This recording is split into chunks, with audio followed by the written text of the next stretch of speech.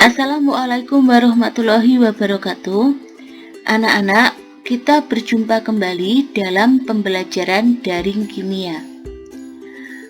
Pada pertemuan kali ini, kita akan membahas mengenai gaya antar molekul. Simak penjelasan yang akan Ibu sampaikan baik-baik ya. Molekul-molekul dalam zat cair atau dalam zat padat diikat oleh gaya tarik-menarik antar molekul. Oleh karena itu, untuk mencairkan suatu zat padat atau untuk menguapkan suatu zat cair, diperlukan energi untuk mengatasi gaya tarik-menarik antar molekul. Semakin kuat gaya tarik antar molekul, semakin banyak energi yang diperlukan untuk mengatasinya. Maka, semakin tinggi titik cair atau titik didihnya. Gaya antar molekul yang akan kita pelajari adalah gaya van der Waals dan ikatan hidrogen. Gaya van der Waals terdiri dari dua macam, yakni gaya dipol-dipol dan gaya dipol sesaat atau gaya London. Gaya dipol-dipol terjadi pada molekul polar, sedangkan gaya dipol sesaat atau gaya London terjadi pada molekul non-polar. Sekarang kita pelajari satu persatu. Kita belajar dulu gaya dipol-dipol yang merupakan salah satu jenis gaya van der Waals. Gaya dipol-dipol terjadi antar molekul dalam senyawa yang berikatan kovalen polar.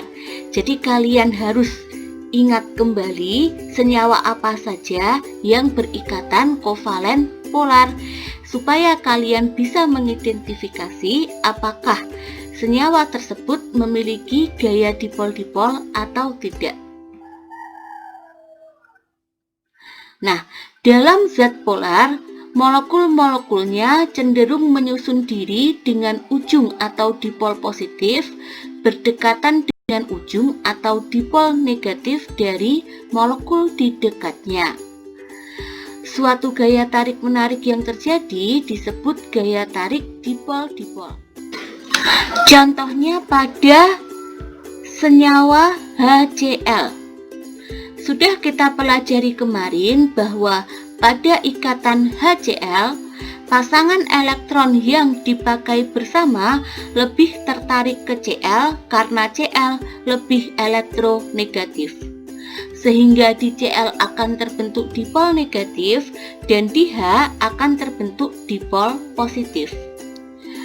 Ketika antar molekul HCl berdekatan, dipol negatif dari satu molekul HCl akan berinteraksi dengan dipol positif molekul HCl yang lain. Interaksi tersebut berupa gaya elektrostatik atau gaya tarik-menarik antara muatan atau dipol negatif dan dipol positif. Sekarang kita pelajari gaya van der Waals yang kedua, yakni gaya London. Gaya London terjadi pada senyawa yang bersifat non-polar. Jadi kita sudah belajar bahwa elektron dalam suatu atom itu bisa berpindah-pindah tempat dari satu tingkat energi ke tingkat energi yang lain. Nah, perpindahan elektron tersebut menyebabkan suatu molekul yang secara normal harusnya bersifat non-polar menjadi polar, sehingga terbentuklah suatu dipol sesaat. Kenapa disebut sebagai dipol sesaat? Karena dipol ini hanya muncul sementara. Bahkan dalam 1 detik, itu elektronnya bisa berpindah miliaran kali. Jadi sesaatnya benar-benar sesaat gitu ya. Nah, Dipol sesaat pada suatu molekul dapat mengimbas pada molekul di sekitarnya, sehingga membentuk suatu dipol terimbas. Hasilnya adalah suatu gaya tarik-menarik antar molekul yang lemah. Jadi begini, misalnya ada dua molekul nonpolar yang saling berdekatan. Pergerakan elektron pada molekul nonpolar yang pertama akan menyebabkan timbulnya dipol sesaat. Jadi nanti ada bagian dari molekul nonpolar yang pertama yang lebih negatif dan ada bagian yang lebih positif.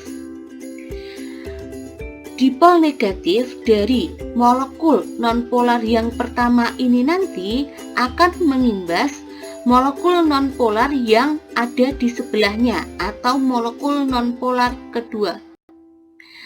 Dipol negatif akan menarik bagian dari molekul nonpolar yang kedua yang lebih positif, sehingga terbentuklah dipol positif di bagian yang berdekatan dengan dipol negatif molekul polar yang pertama.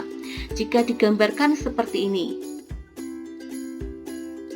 Jadi, di sisi sebelah kanan dari molekul nonpolar yang pertama adalah dipol negatif. Dipol negatifnya menginduksi molekul nonpolar yang kedua, sehingga sisi sebelah kiri atau yang berdekatan dengan molekul nonpolar yang pertama akan menjadi dipol positif. Kemudian karena sisi sebelah kiri ini menjadi dipol positif, sisi di sebelah kanannya akan menjadi dipol negatif. Tetapi dipol ini hanya sementara, hanya sesaat. Dan kemudian ketika elektronnya sudah kembali ke posisi normal, maka dipol terimbas dan dipol sesaatnya akan hilang. Kekuatan ikatan dari gaya London ini sangat lemah karena dipolnya hanya muncul sesaat, sehingga gaya elektrostatik atau gaya tarik-menarik antar molekulnya ini juga hanya sesaat. Jadi dapat disimpulkan bahwa kekuatan ikatan dari gaya dipol-dipol itu lebih besar daripada gaya London. Sekarang kita pelajari materi berikutnya, yakni ikatan hidrogen. Ikatan hidrogen merupakan ikatan antara atom hidrogen dengan atom yang sangat elektronegatif, yakni atom F, atom O, dan atom N. Contoh ikatan hidrogen yang terjadi antara H dengan F dapat dilihat pada molekul HF. Kemudian contoh ikatan hidrogen antara H dengan O dapat dilihat pada molekul H2O. Selanjutnya contoh ikatan hidrogen antara atom O dengan atom N dapat dilihat pada molekul NH3. Misalnya pada molekul H2O.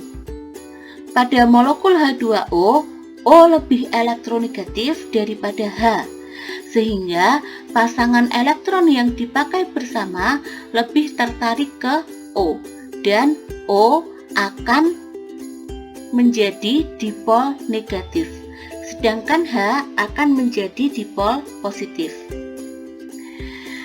Nah, ketika suatu molekul H2O berdekatan dengan molekul H2O yang lain, akan terjadi tarik-menarik antara dipol positif molekul H2O yang satu dengan dipol negatif molekul H2O yang lainnya.